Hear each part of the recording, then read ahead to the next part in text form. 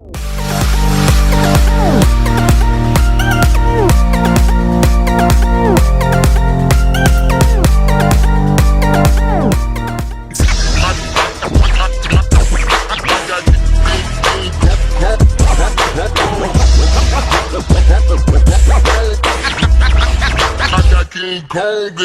back. Road Rants on a Star Wars podcast. And yes, my Mandalorian review is in this for the episode The Believer. And we see Bill Burr reappear in this episode. And we'll get into that. This is going to be a true podcast. This one right here. We're in this for the duration, folks. This is going to be a more intimate podcast, the way that my countdowns were, the way some of my other Star Wars podcasts are. This is going to be lengthy. We're here for a minute. We are absolutely here for a minute because there's a lot of things involving Star Wars I want to talk about. Okay, number one, I want to talk about these new series. I want to talk about a couple of these new films that are coming up. I want to speculate. I want to talk about Gina Carano a hot minute and how she ties into one of the series, I believe. And we'll talk about The Believer. And you know what? Let's start there. Let's go ahead and do the Mando review. Before we get started, for my longtime subs, the ones that came with me over here from Road Rants, Private Kyle, some other folks that listen to my Friday the 13th countdown, you guys know that Jason Lives was my number one Friday the 13th movie in my countdown. And like all my podcasts, the camera here is just for a reference point. These are to be listened to as much as watched. Okay. I promise you I'm smoking in this one. Not even thinking twice about it. It's going to be that long. In fact, I'm going to light one up in a minute.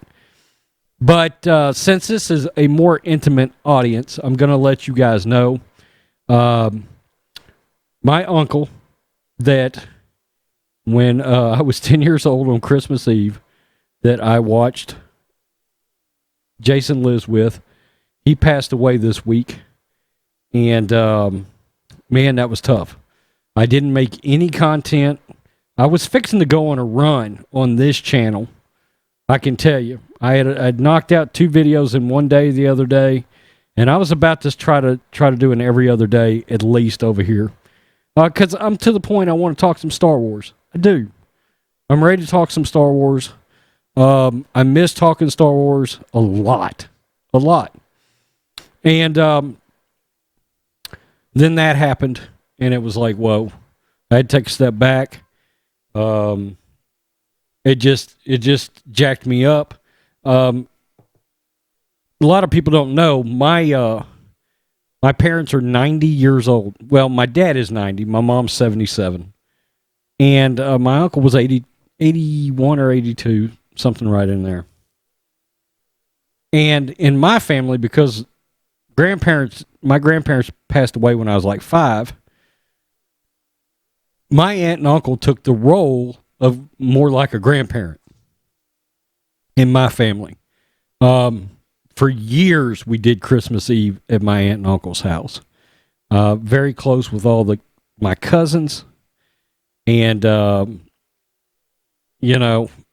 it just, when my aunt died a few years back, just a couple of 3 years back, that hit us all real hard.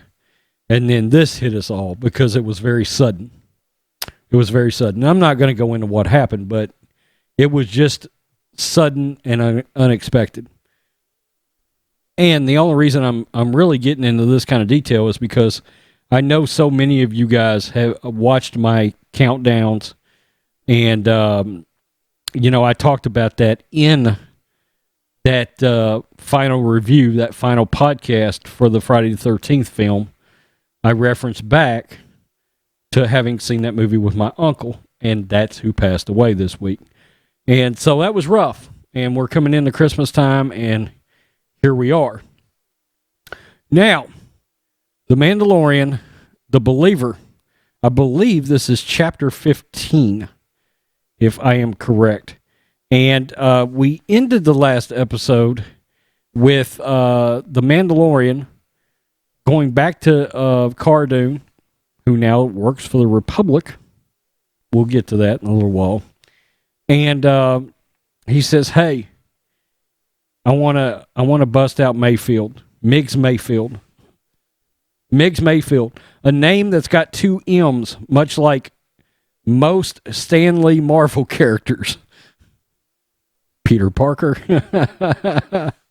You guys know what I mean. We've seen that a lot with Stan Lee characters over the years, with Peter Parker probably being the most famous of all of them. What is it? Jonah J. Jameson? So you get the point. And, of course, Miggs is played by Bill Burr, the famous comedian that doesn't give a shit. And as we will talk about a little bit later, neither does Gina Carano, and it's glorious.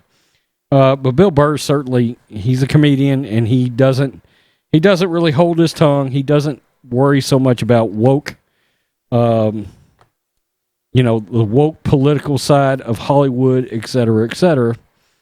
And I doubt anybody's ever going to call Bill Burr a racist. He's married to a black woman. I don't know if a lot of people know that.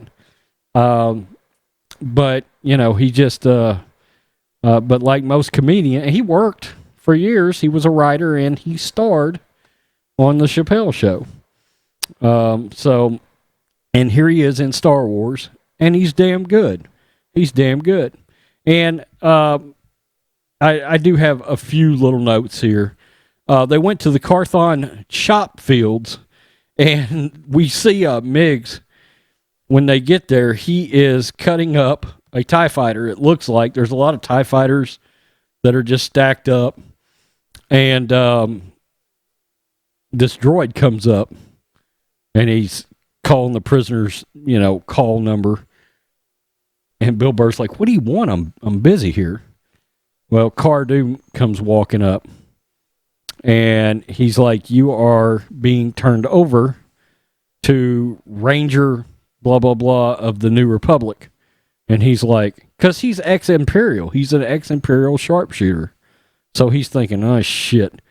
So they come walking around the corner on the hill. You can see the Slave One parked up there.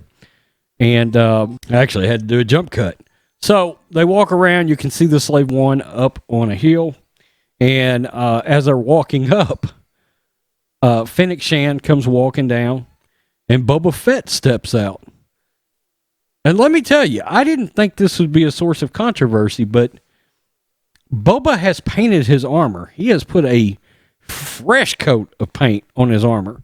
And I got to tell you, I fucking love it.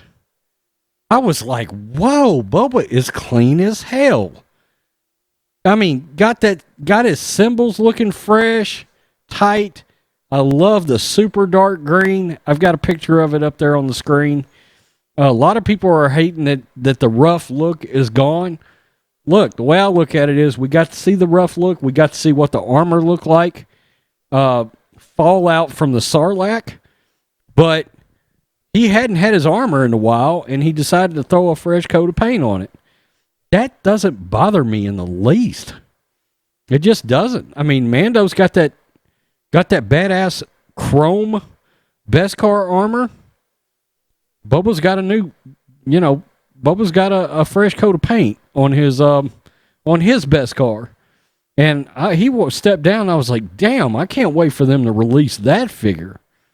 Okay, because I do have some new figures. So I got new figures today, in fact. So I'll have to do another video. I got some cool shit. And plus I need to do the Funko figures.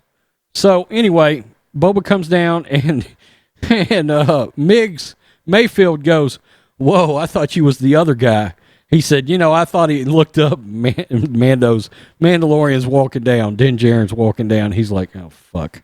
Because it didn't go so good. It didn't go so good for Miggs in the last confrontation. If y'all remember, Mandalorian got him in sort of a blackout Dark Knight move. If you'll remember that. So, I got away from the mic. That drives John Matrix crazy. Shit, I ain't worried about it. I did it again. So anyway, look, there will literally be a core 20 people that will listen to this thing all the way through. So, we're tonight, not like the normal Mandalorian review. We're here to talk Star Wars. We are here to talk some Star Wars. And I'm doing this to relax. Period. I miss doing these podcasts. I do. Mandalorian comes down and he says, I need to track Moff Gideon's ship. Miggs is like, no, I'm not involved. And Cara Dune is like, yes, you are. And he's like, He was like, well, look, we've got to get to, in order for me to be able to track the ship, I've got to log into an Imperial terminal. Now, one of Mig's side hustles is being a slicer. All right. So, they say, okay, great. We're going off to, Morak is where they headed off to. And, when they get there, they land on the planet and they're all sort of scoping out what's going on. There's an Imperial transport. Different ones keep going by. There's the same ones, but I guess different rounds of them keep going by, and they're hauling some kind of a substance that is highly volatile. Volatile to all kinds of things, like movement and we'll get to that later.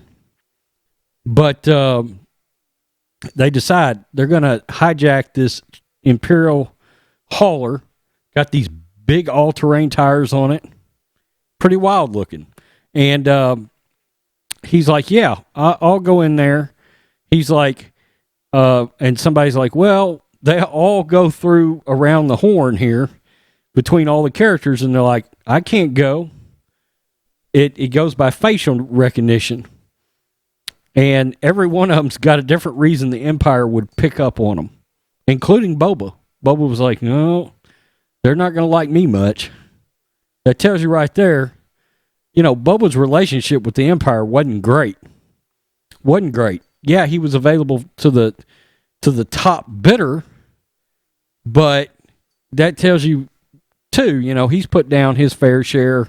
We saw it in last week's episode. He's taken out his fair share of Imperials over his time. So, that gets around to the Mandalorian.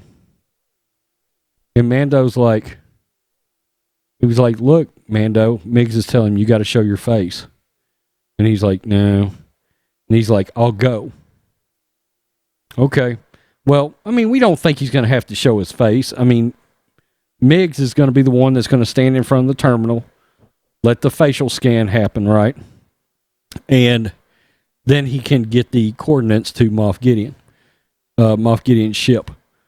Well, so they get in the hauler, they commandeer this hauler, and they're heading off.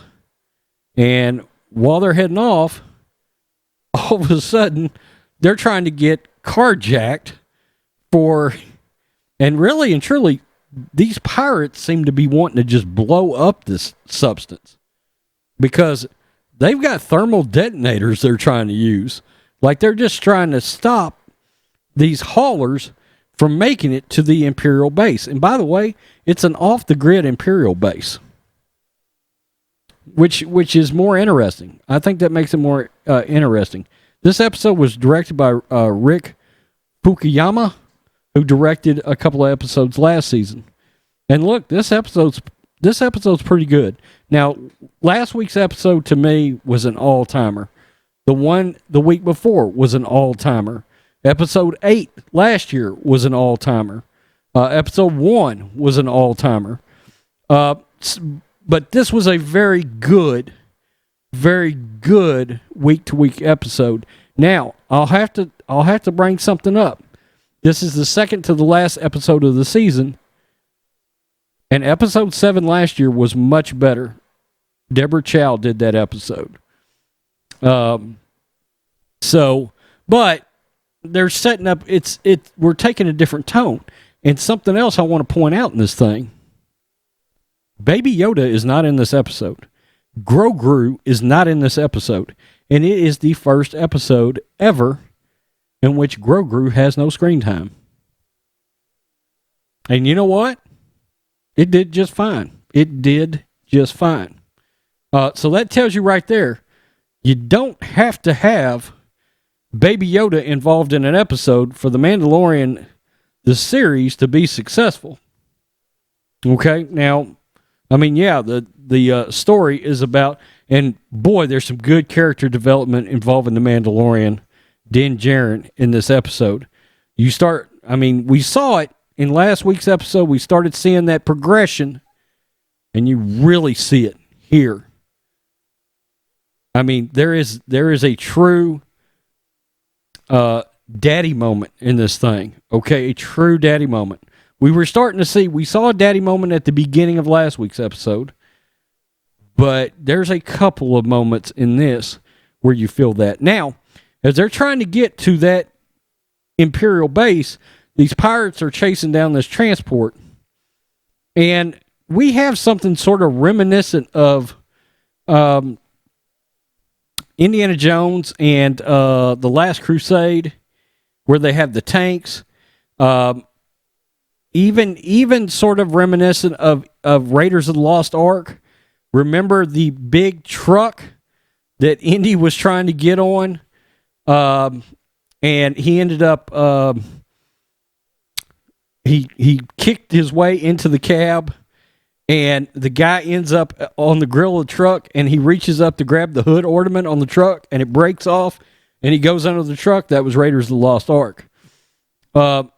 It has that real feel, and the Mandalorian's on top. He's wearing an Imperial helmet, okay? So he has not shown his face. Bill Burr has got his helmet off. I didn't exactly understand why he wasn't wearing his helmet. It was like, Bill Burr has FaceTime. Din Djarin does not. Okay? And I was like, that kind of stuff doesn't bother me. I know some people get caught up in that kind of thing. It doesn't bother me at all. It doesn't bother me at all. But I did notice it. I was like, why does Bill Burr not have his helmet on? But he's ex-Imperial, so maybe he's thinking, and that'll come back. We'll get back to that in a minute. So anyway, there's a cat and mouse with the pirates jumping on top of the transport, and a lot of hand-to-hand combat in this thing. Din Djarin had a lot of hand-to-hand combat in this episode. Not as much laser fire as you would anticipate. Well, it was pretty cool because he had gotten several different waves of pirates knocked away. Boom, gone. But then he looks up, and there's like 3 skiffs of pirates coming. And each skiff's got like 6 pirates on it. And each pirate lifts up a thermal detonator, and you hear it click on. Click, and it starts that thermo detonator beep. And you're like, oh, shit. And he even is like, oh, crap. He has a moment where he's like, he kind of shakes his head like, screw me to tears kind of thing. And then he puts his hands up. I mean, it's kind of reminiscent of the big rhino-looking monster that charged him in episode 2 last year, and he just put his knife up like that, like he thought he was a goner. But Grogu lifted the rhino up, and we saw the force powers. So, very cool stuff. But as all those pirates are getting closer, they've gotten close enough to the base that all of a sudden you hear the unmistakable sound of TIE fighters flying in, and they're shooting those lasers. We know how TIE fighters sound. They're lasers. And it's cool. I mean, it's a very cool scene. The way the TIE fighters are swooping in and shooting those pirates. They get to the base. Pirates start unloading. They get across there. The stuff they're carrying hasn't blown up or anything. The Imperials are saluting them like they are some damn war heroes, okay? They're driving in. And evidently, most of these transports don't make it to the base. They don't make it. Absolutely wild. So they get there and they unload. And Din Djarin is like, where's this Imperial terminal at? And he's like, it's probably in the officer's mess hall. And you're thinking, oh, great. The officer's mess hall. All right. Just walk right in where the Nazis are, okay? I'm like, this really is Raiders of the Lost Ark, you know? Or, it's Inglourious Bastards, all right? Well, it's weird because we get a scene that is really reminiscent of Inglourious Bastards, and we'll get to that. Well, Bill Burr walks up, and he's like, I know the guy sitting in there, and it's an Imperial officer. He served under the guy. And it is, the officer is played by a really what has become sort of a new school horror legend. Gentleman by the name of Richard Brake. And Mr. Brake is a big he's a big actor that shows up in most of Rob Zombie's movies now. He was in Halloween 2. He was in 3 from Hell, the third movie of the Devil's Rejects trilogy. He was in 31 by Rob Zombie. He was in Doom with Carl Urban and Dwayne Johnson. A lot of horror movies. I mean, he's got a laundry list of horror movies. And he is a creepy sumbitch in all of them. Creepy. Southern accent. Just creepy. And he's got that accent here, which is pretty wild for an Imperial officer. Well, the Mandalorian, Bill Burr's like, he'll recognize me. And the Mandalorian's standing there and he's like, well, we've got to do this.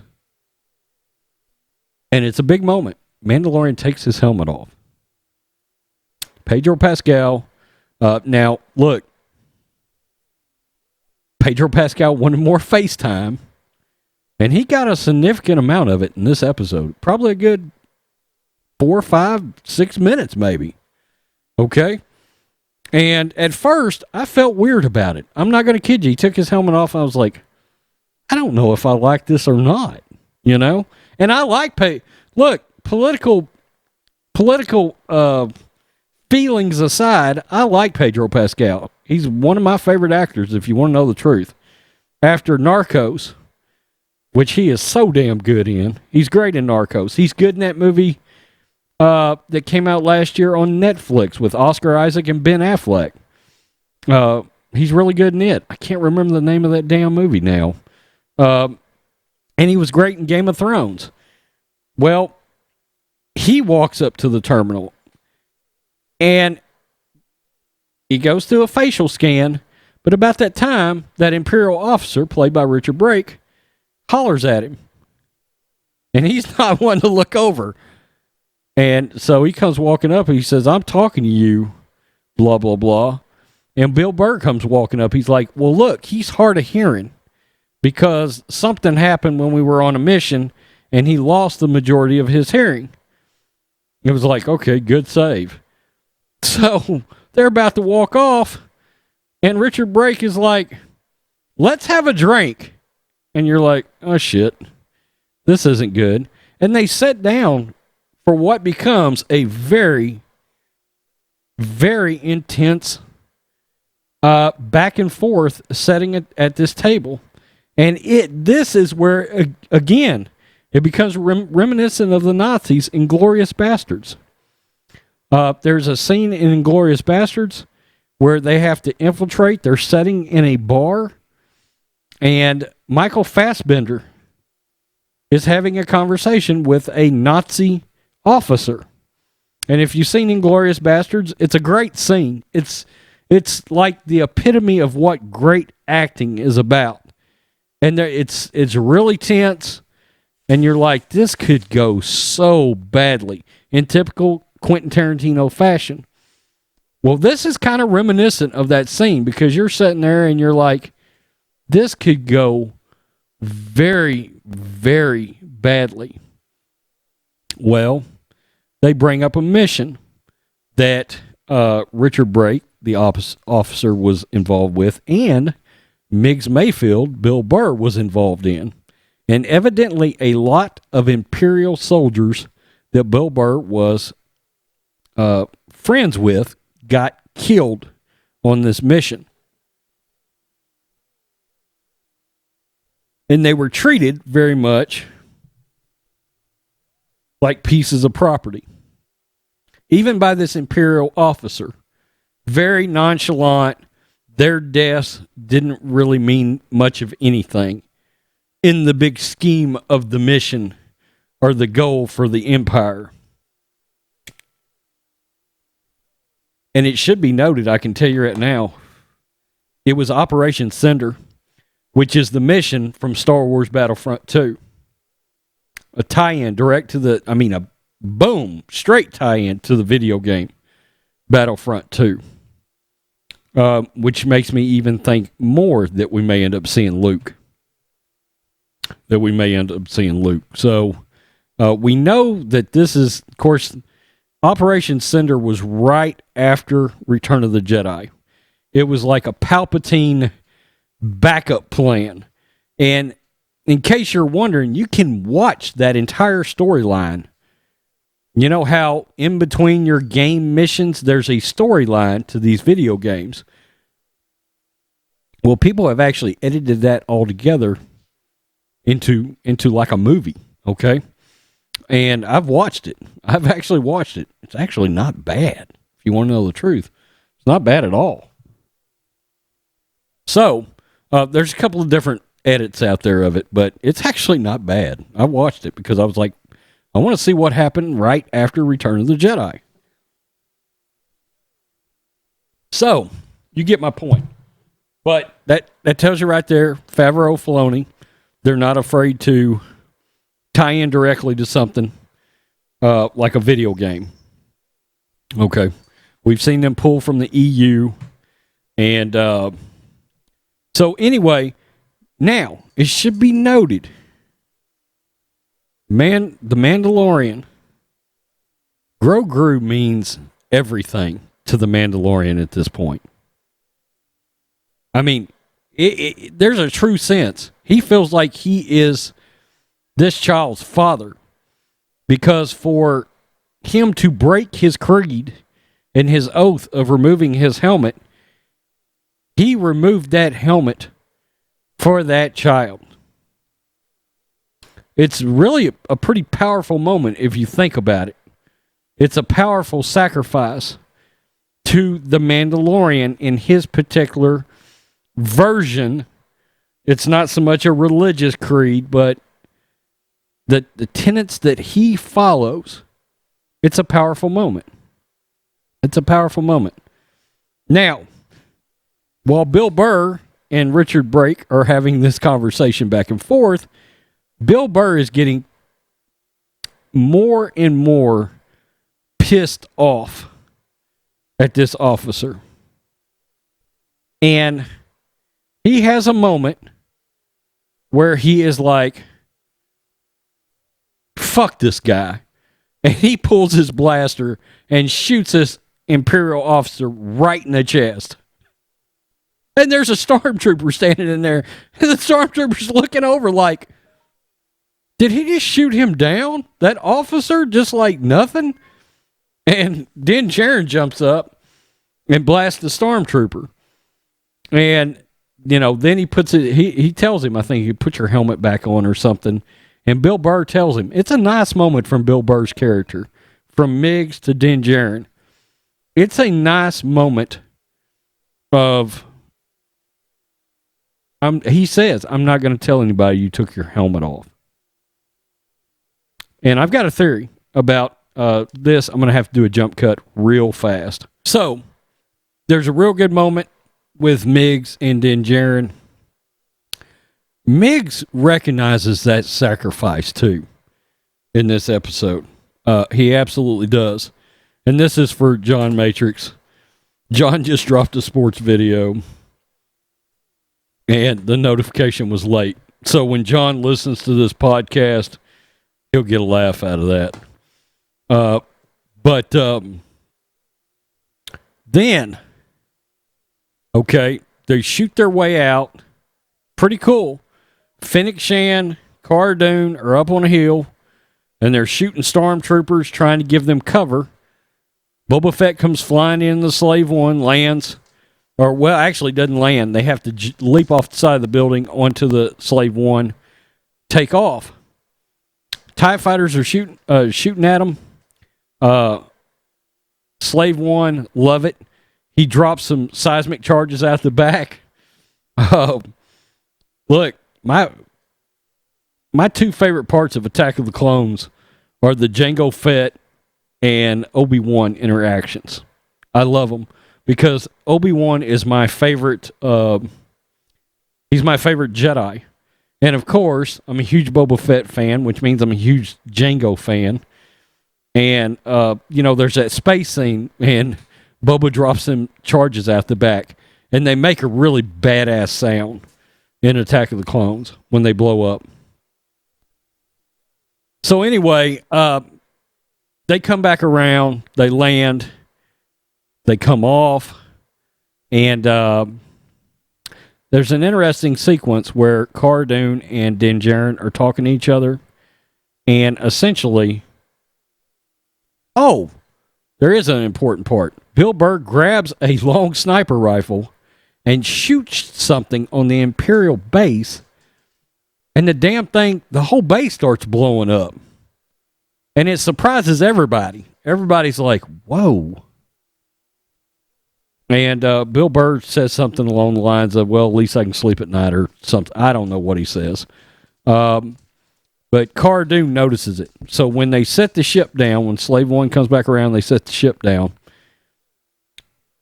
She lets him go. She lets Bill Burr go. And he's like, really? And Din Djarin's like, get the fuck out of here, man. Cool moment. Bill Burr will be back. And I've got some speculations, and we'll get to that because, I think we will see him possibly in a show. I do, actually. I think all of this is being done on purpose. I think all of it's being done on purpose. So it's part of this connected universe, the Star Wars MCU that's coming, right? So the SWCU, except it's on the small screen. So then, as the episode's getting ready to end, we get to the Star Destroyer that Moff Gideon is on. Imperial officer comes walking in. She tells Moff Gideon, "You've got a transmission." And he's like, "Okay." He walks up, and it's a transmission from Din Djarin, a hologram.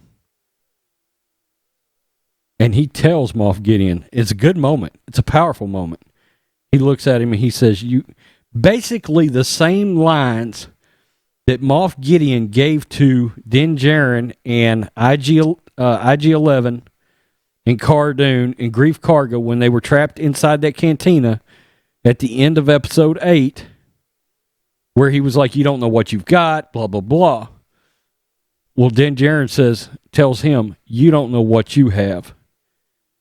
And you don't understand what he means to me.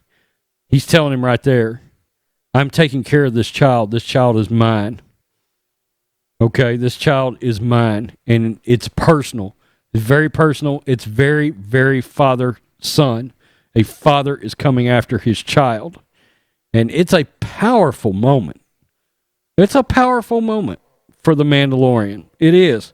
got a lot of powerful moments from Pedro in this. You know what? Pedro did a hell of a job in this episode. I'm just going to call it.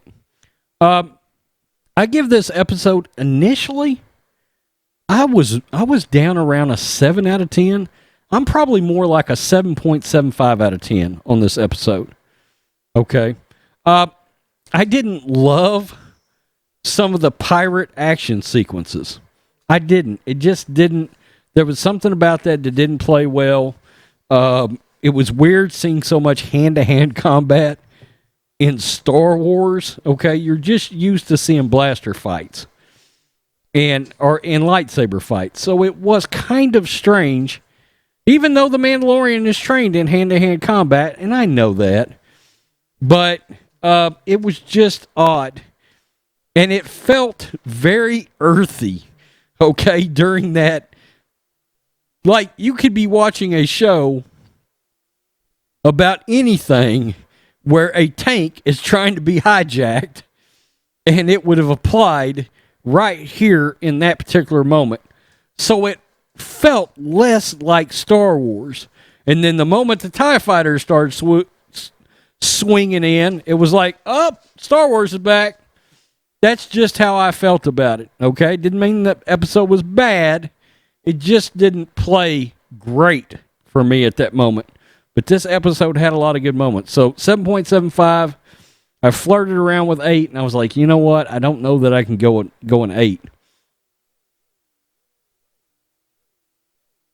I got to tell you, I think my favorite part of this episode was the back and forth between Bill Burr and Richard Brake's character. You know, just because I know how evil of a character Richard Brake can be from all these horror movies he's been in. And he is a repugnant sumbitch in these Rob Zombie movies. I mean, repugnant. And you felt a little of that coming off of him. And that's the point. That's the point. And now it makes me wonder, okay, are we going to see anybody else from the zombie verse? Because Zombie, much like Tarantino, Zombie is one of these directors. I'm actually a Zombie fan. I've seen him in concert twice, but he's one of these guys that he's got a core 5, 6, 7 actors that show up in all of his movies. Okay. So it makes you wonder, you know, is there going to be something there, you know? Could Zombie end up directing an episode of The Mandalorian? That would be wild. That would be wild for Rob Zombie to take a run at an episode of The Mandalorian. I don't know that they would do that. I don't. But you never know. You never know. Robert Rodriguez has gotten a crack now, and he's got horror movie ties, but he's also got bigger budget ties too. So I don't know. I don't know. We will see. That would be interesting. Now, the other part that I wanted to talk about in all this, I said I wanted to talk some Star Wars, and I told you this would run long. These new shows and new movies coming out, I wanted to sort of go down the list, give you my thoughts, okay, as we're going down the list, tell you, look, am I interested? Am I not interested? This is what I think could happen. This is what I think could not happen. Very quickly. Well, we'll get there when I cover the part that I think that she is involved with. Okay. Now, here's where we're going to start. Rogue Squadron. And not Road Squadron. Rogue Squadron. And very surprisingly, there was a little like sizzle reel for this. And it's Patty Jenkins from the director of the Wonder Woman movies. And she's making a Star Wars film. In fact, she's doing the next Star Wars film. Now, in actual real life, her father was a fighter pilot. That's pretty cool. And in this sizzle reel, she's walking out putting on a helmet, and you look up and she's getting ready to get into an X-Wing. It's pretty cool, okay? Now look, I don't know how Wonder Woman 1984 is going to turn out. It should be noted, Pedro Pascal plays Maxwell Lord in Wonder Woman 1984. It also makes me very curious who from that world could end up showing up in Rogue Squadron. Gal Gadot? What about Chris Pine? I would love to see Chris Pine in a Star Wars movie. He would be perfect to play a hotshot pilot. I mean, hell, he played Han Solo in that first Star Trek remake. So, I know he was supposed to be Captain Kirk, but that's the reason I love that movie so much, is because I'm like, my God, he's Han. And, there's always been rumors. He's played Jack Ryan. There's always been rumors that Chris Pine might end up being Indiana Jones at some point. So, and Chris Pine's really, he's damn good in Wonder Woman. Actually, I like Chris Pine in almost everything. Yeah. Hell or High Water. Hell or High Water. If you have not seen it, with Chris Pine and Ben Foster and Jeff Bridges, it is a do not pass go. Go watch the sumbitchin' movie right now. It is a great movie. A great movie. About two brothers. And they're committing some crimes. Jeff Bridges is on the case. In Texas. Jeff Bridges plays a Texas Ranger. Damn good movie. Damn good movie. One of the best movies I've seen in years. Absolutely. In fact, maybe the year I saw it, which would have been whatever year it came out, maybe 3 years ago, 4 years ago, I think it was probably my favorite movie I had seen that entire year. Hell or High Water. Great flick. Yeah. So, Chris Pine was in that. Chris Pine actually was in another movie I love, Smoking Aces. And that's the point of these podcasts, is I can get off on these little tangents, because we're just here to talk movies too. But yeah, so Patty Jenkins, I know John Matrix said that he has very little interest in it because he wants to see more Jedi Sith stuff. That's great. If you guys follow my channel, you guys know I love the bounty hunters. I love the scoundrel thing. I love the Mandalorians. And I like those space battles. I like those fighter pilots. I like things like X-Wings and dogfights. So I do have some interest in this. It will all depend it will all depend on the story. It, like any of this stuff with Star Wars, right now in this particular world that we live in involving Star Wars, it's all about who is involved, who the showrunner is, who are the directors, and how much is Kathleen Kennedy involved, if any. If any. Like, look, she can put her name as executive producer all day long on The Mandalorian. All day long. But there's nothing about The Mandalorian that makes you feel like Kathleen Kennedy. We know she's visited the set. I don't know if she was bringing coffee. But you get my point. Okay? So, as long as Kathleen Kennedy doesn't come walking into Patty Jenkins and she's like, you know what'd be great? If Daisy Ridley made a cameo as Rey, that would be great. Or what if second unit director was Rian Johnson? We'll get to that sumbitch too. But you get my point. We'll get to that sumbitch. You didn't think that Rhodes Rants was doing a podcast on all these new projects and I was going to ignore Rian Johnson. We will get to that shit. Okay, so I'm a yay. I'm a cautious yay on the Patty Jenkins Rogue Squadron project. I'm Untitled, and by the way, that's the 2023 film. The next film after that, the 2025 film, is the Taika Waititi project. Okay, and it doesn't give a lot of details on that. So we still don't know what he's doing. We know he's working on something. We know he's working on something unique. We know that Taika can be out in left field. We also know that if he chooses, he can be very good with Star Wars. He directed the season finale of The Mandalorian last year. He played IG-11.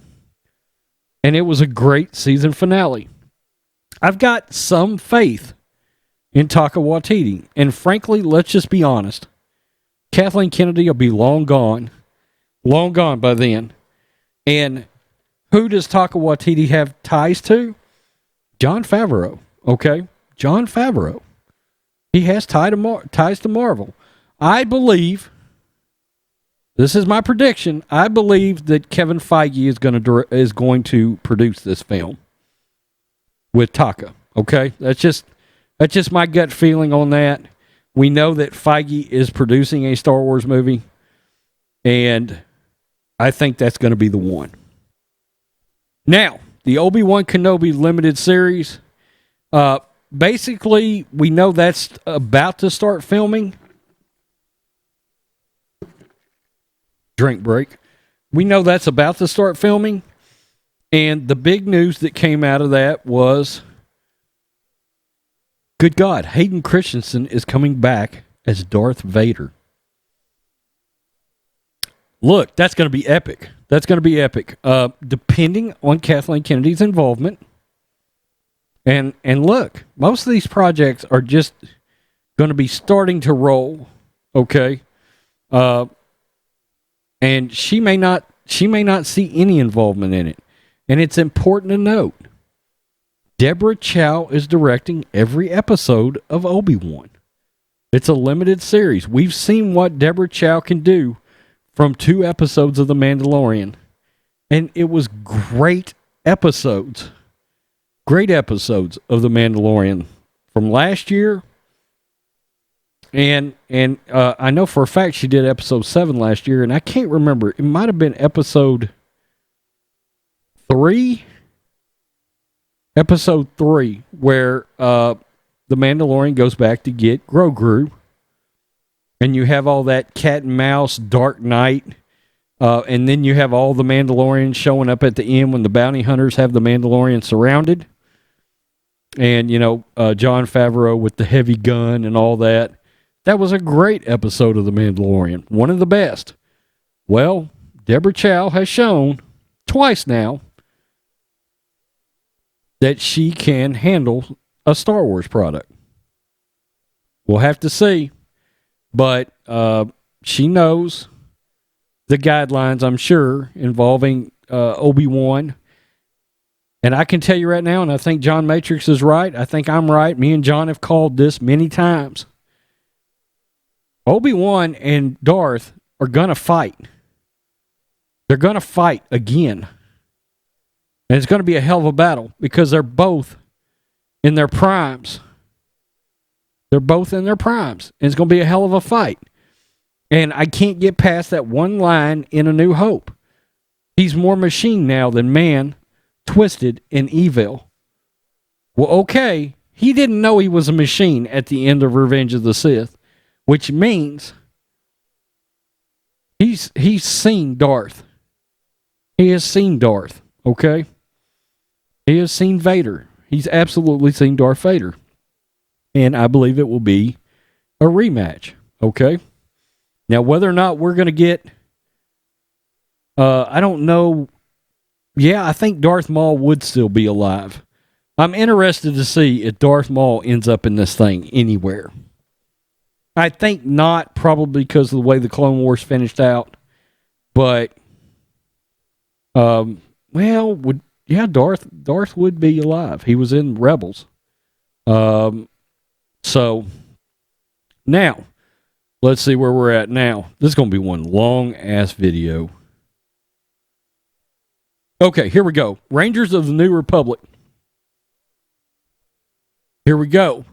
Executive producers, Jon Favreau and Dave Filoni. You can count me in. Automatically, my faith level is up here. It's set in the same timeline. As, well, actually, both these projects, and we'll just talk about them since they're tied together. Ahsoka is being written by Dave Filoni. Rosario Dawson's coming back, executive produced by Dave Filoni, Jon Favreau. Rangers of the New Republic. It will intersect stories of The Mandalorian, executive produced Jon Favreau and Dave Filoni. Okay, automatically, both those projects, I've got a ton of faith in. It. Okay, they're both familiar with the characters that are going to be in it. It's going to tie in, weave in and out of The Mandalorian. Now, Gina Carano, the SJWs are riding her ass because she come out and made some comments about COVID mask and blah, blah, blah. And Gina Carano straight doesn't give a rat's ass. She does not give a rat's ass about anything, okay? She says what she says, and she doesn't care. And evidently, there's a petition out there of woke Star Wars fans. I assume it's the same fuckers that like The Last Jedi and worship Rian Johnson and worship Kathleen Kennedy. Your typical SJWs, whiny ass, male feminist, and people that write to Mary Sue, people of that ilk, that are trying to force Gina Carano to apologize for that shit. I don't think that's going to happen. Evidently, there's rumors that maybe Disney wants her to apologize. I just don't see her doing that. I just don't. She's made her feelings very clear, I think, on her side of politics. And look, she's on Parler. I mean, she's got an official Parler. She said the hell, she's probably still on Twitter, in the same vein that I'm still on Twitter, technically speaking, I guess. But I don't see her apologizing for that. And do I really see Jon Favreau and Dave Filoni making her? No. I'm willing to bet that Jon Favreau's politics line up with Gina Carano's if the truth is known. You got to be careful. There's another Jon Favreau out there on Twitter, and he's a leftist sumbitch. But he's not our Jon Favreau. So, you got to be careful with that. Jon Favreau's name was trending one day, and it was some off-the-wall super woke shit. And I was like, oh, no, not Favreau. And then I got to look, and I was like, oh, no, not Favreau. Not that Favreau, not our Favreau. So, for the record, I still think Jon Favreau's the next Lucasfilm president. I do. By end of 2021. Whether or not he wants the job, I don't know. But if he's got this many projects, Ahsoka, Rangers of the New Republic and all that. And I want to point out, I think you will see Bo-Katan in that Ahsoka series. I think you could see Bo-Katan in this series. And I think what we saw in this episode, Bill Burr's going to be in this series with her. I'm calling it.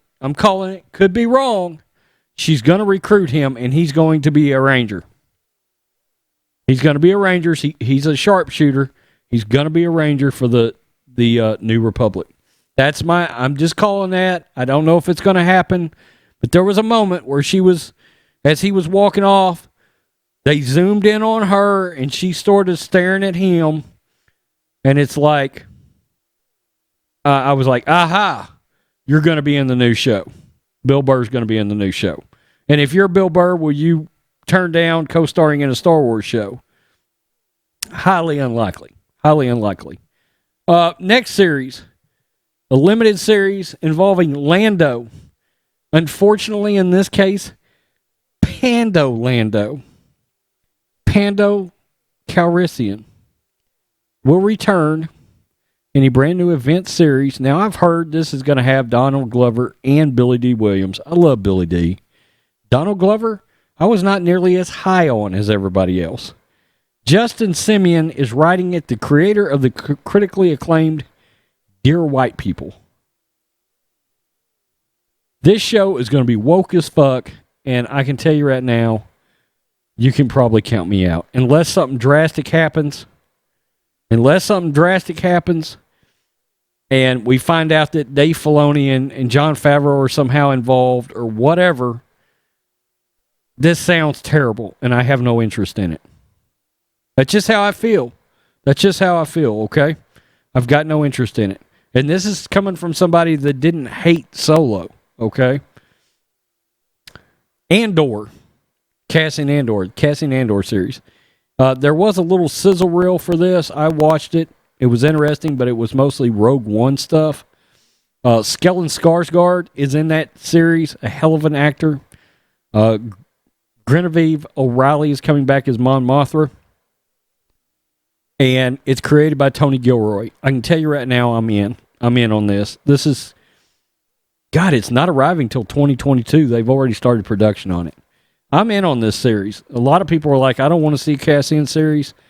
I'm telling you, it's the timeline. It's the time frame that this series is being done in the Star Wars timeline that's going to make this series good. You know, you've got all kinds of potential involvement there. You can have the Emperor show up. You can have Darth Vader show up. Grand Moff Tarkin. It's the time frame in which this show is set that is going to make it worth watching. I'm telling you right now. And Diego Luna is fantastic in Narcos Mexico. Some of the best acting I've ever seen in any series ever. The next show is The Acolyte from Harvey Weinstein's Leslie Headland. I'm going to tell you right now, if this show ever sees the light of day, I will be shocked. I'm just saying, do I think it could go the way of the Rian Johnson trilogy, which we'll talk about? Look, this might get made, maybe. I don't know. But it's going to be set in that weird High Republic era. And I've got no interest in this. This show's got woke as fuck written all over it. I've got no interest in it. Anything Headland's involved in, you can count me out. Star Wars The Bad Batch, animated, I'm absolutely in on that. I mean, I don't have to think twice. And then there's all kinds of other little installment shows coming that's not like story related necessarily. So I'm not going to go over that stuff. I'm not. Good God, this is going to be long. So that's my feelings on each Star Wars project coming. Which ones I'm interested in? I'm basically interested in about half of them. Okay, about half of them. And Indiana Jones is coming. James Mangold, don't sleep on that. A hell of a great director. Hell of a lot of movies that I love. So I'm not sleeping on Indy. I'm not. Depending on how much Kathleen Kennedy is involved. James Mangold doesn't make bad movies anymore. He makes great movies. Great movies. If you ask me right now, who do you have faith in more? Steven Spielberg in this very solitary moment or James Mangold? James Mangold. Sorry. The recent track record says he is making better movies right now than Steven Spielberg is right now. Okay? That's just, and go back to the last 6-8 years maybe. Okay? That's just the way I feel about it. So I want to see what he can do with Indy. I do. As long as they don't pull any woke shit, you know, try to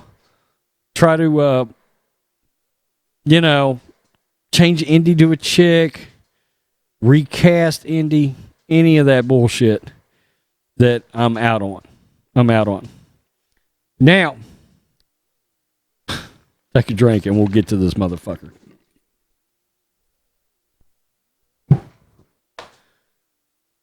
I just went through a laundry list of all of the future projects coming from Star Wars. The Phantom Menace won this one. There is no Rian Johnson. We've been saying it, a lot of us. I had been told from people that I get my leaks from, look, nobody knows that Rian Johnson's got shit going on anymore. Nobody knows it. Where is Rian Johnson's trilogy? Where is this trilogy that everybody was beating the drums? The SJWs were beating the drums. Everybody that's woke was beating the drums. But hardly anybody involved with Star Wars in Lucasfilm was bringing up Rian Johnson. Rian Johnson is the only one that really kept saying he was still doing it. And then, if you remember, when I was still doing Star Wars on the Road Ranch channel, I broke a story where I said Rian Johnson was told to shut the fuck up about Star Wars. Become ambiguous about it. Quit talking about Star Wars or potentially face legal action. Shut up about Star Wars. Well, now we know why. We predicted. You've got no trilogy. We've said all, and of course, what always happens is the woke media kept defending Rian Johnson and attacking fans.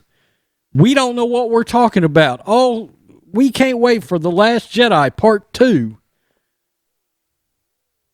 No Rian Johnson trilogy.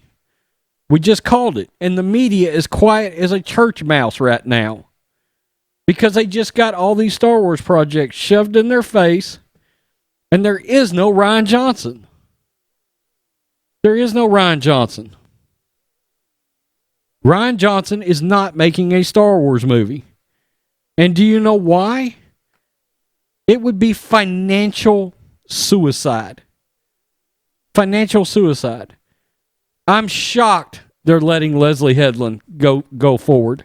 And if it happens, you'll have me on that one because I think she's going to go the same way as Rian Johnson.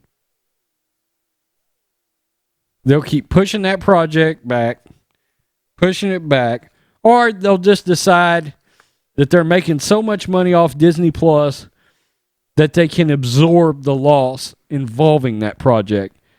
But with it being Star Wars, I can't imagine that they would do that. But they could, because look, that service has got 86 million subscribers. They're basically about 30 million above goal right now on the amount of subscribers they hope to have had. Now, does a lot of that have to do with The Mandalorian? Sure. But does a lot of it have to do with the fact that the country's been in lockdown? Yes. Okay? I mean, kids stuck at home, parents. I can tell you right now, I know a couple of ladies, and they're like, Disney Plus, kids, here, I need, Mama needs a break. Can you please, watch, insert Disney movie here. You get my point. Go watch Baby Yoda. That's why Disney Plus got so many subs right now. Okay, it's the lockdown. It is. The Mandalorian's got something to do with it. And future projects, sure. The MCU's got something to do with it. But, and they've got that Fox library that dropped in there with some of the Marvel stuff. You know, I've even heard speculation. I mean, Tobey Maguire is coming back. Charlie Cox is coming back as Daredevil. I've heard that. That actually sounds really good, to be honest with you. I think Tobey Maguire is going to be in that Doctor Strange movie. I've said that's really, of the MCU projects, fuck it, we'll just talk about the MCU right quick. Of the MCU projects that are coming, the Falcon and Winter Soldier, Loki, and that Doctor Strange movie is really the only films or projects with Marvel I care about anymore post-Endgame. Because those Spider-Man movies are terrible. They're terrible. Good God. Some of them are so bad that they made me miss Thomas Hayden Church and Paul Giamatti in Spider-Man 3. Was it Spider-Man 3? Is that the right one? Topher Grace as Venom, as Eddie. Now, Venom, that Sony-verse, you can sign me up for that shit. Yeah, you can sign me up for that. I'm all in it. I love it. I love it. I can't wait for Venom 2. Carnage, yeah, absolutely in it. But those Spider-Man movies are hot garbage. I don't care what anybody says. Hot garbage. Hot-ass garbage. I actually tried, and actually Homecoming grew on me into okay, from bad to okay, and mainly because of Michael Keaton. But that last one, I've tried to watch it. I saw it in the theater, and then I tried to watch it a couple more times after that. I could not even make it. When they got to the Paris water scene, I'm out every single time. I'm like, this is god-awful. I'm out. The banter's awful, all of it. The special effects, I'm like, they're hot garbage. Hot garbage. Tell me what you think, Black and White on Pop Culture fans. We broke it down. Old school Star Wars podcast. Super, super long, but I covered the gamut of where we're at now. I tried to hit everything. Man, I had fun doing this. Peace. I'm out. You know what? I need to do one of these live. Till next time.